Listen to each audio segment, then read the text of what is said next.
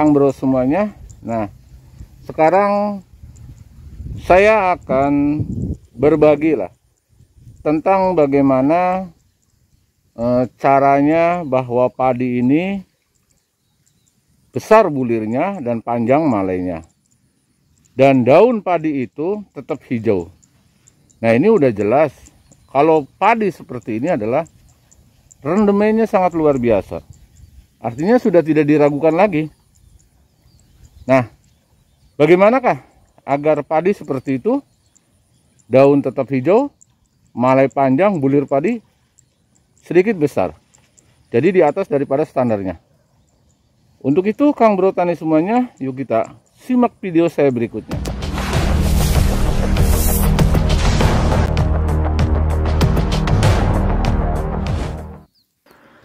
Ingin padi bulirnya agak sedikit besar dan panjang malainya, dan daun padi sampai padi menunduk pun tetap hijau. Ini banyak yang harus dilakukan. Artinya beberapa kriteria harus kita dilakukan, Kang Bro. Yang pertama adalah dari segi pemupukan. Kebetulan lahan ini luasnya hanya 7.100 meter, artinya 1 bahu lebih lah ya. Nah, ini kebetulan dalam aplikasi pemupukan waktu umur 10 hari ini, saya melakukan dengan dosis pemupukan 2,5 kintal. Yang 1,5 kintal itu jenis urea, yang 1 kuintalnya jenis NPK, yaitu Posca. Jadi sehubungan kios di dekat lingkungan kita ini, pupuk ini tidak ada, Kang Bro. Jadi saya tidak habis pikir atau saya tidak kekurangan akal. Sudah biasa berkali-kali saya melakukan dengan pemberian nutrisi 1 minggu setelah pemupukan dengan nutrisi atau dengan menggunakan POC, pupuk organik cair fase vegetatif. Yaitu dilakukan 1 kali setelah pemupukan, yaitu pada usia 15 hari setelah tanam. Dan yang keduanya adalah antara umur 21 hari sampai 25 hari setelah tanam. Itu masa-masa vegetatif menggunakan nutrisi.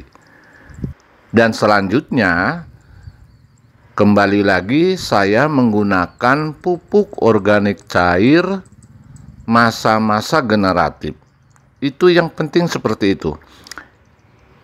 Dengan apa itu pupuk organik cair masa-masa generatif? Saya menggunakan pupuk organik cair yang mengandung super fosfat. Artinya super fosfat itu yang fosfat dan kaliumnya agak sedikit tinggi dari biasanya standar daripada pupuk organik itu. Tetapi dalam hal ini saya ditambah dengan super fosfat buatan daripada pabrik. Jumlahnya 200 mili. Sedangkan yang harus diaplikasikan ini luas tanahnya adalah 7.100 meter. Saya harus melakukan aplikasi ini dalam program saya atau planning saya. Ini harus 3 kali, Kang Bro. Nah, yang pertama adalah umur atau usia 40 hari setelah tanam. Yang kedua, 50 hari setelah tanam. Dan yang ketiga, itu 60 hari setelah tanam. Jadi padi sudah keluar 1-2 dan ada yang masih hamil. Bagaimana caranya? Pupuk organik cair super fosfat ini ditambah dengan pupuk organik cair buatan toko, yaitu 250 mili. Tetapi pupuk organik cairnya saya menggunakan itu 6 liter. Jadi antara pupuk organik cair 6 liter itu diaduk dengan super fosfat yang 250 mili. Nah, ini harganya kurang lebih sekitar 35 sampai 40 ribu, Kang Bro. Berarti kita irit dong. Kita melakukan 3 kali dengan jumlah pupuk nggak nyampe, bahwa jumlah daripada pupuk organik cair dengan itu sampai 3 kali pengaplikasian itu tidak nyampe 300 ribu. Selain itu juga harus kita perhatikan bahwa padi di musim kemarau ini adalah agak sedikit pendek Itu rata-rata, apalagi sekarang panasnya sangat cukup lumayan. Jadi untuk itu, di saat padi itu umur 50 hari, saya menggunakan berbarengan dengan memberikan nutrisi tersebut menggunakan ZPT, yaitu yang berupa porgib lah ya.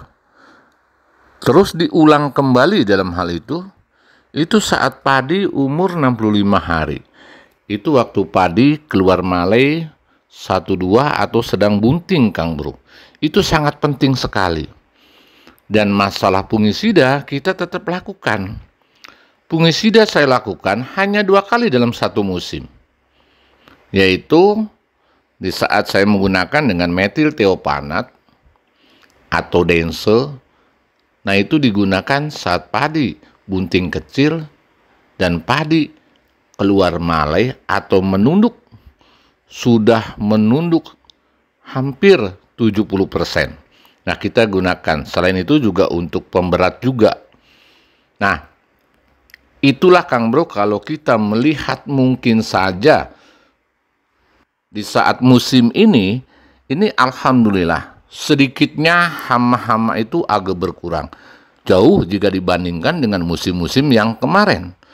Musim sekarang boleh dikatakan agak mending lah ya.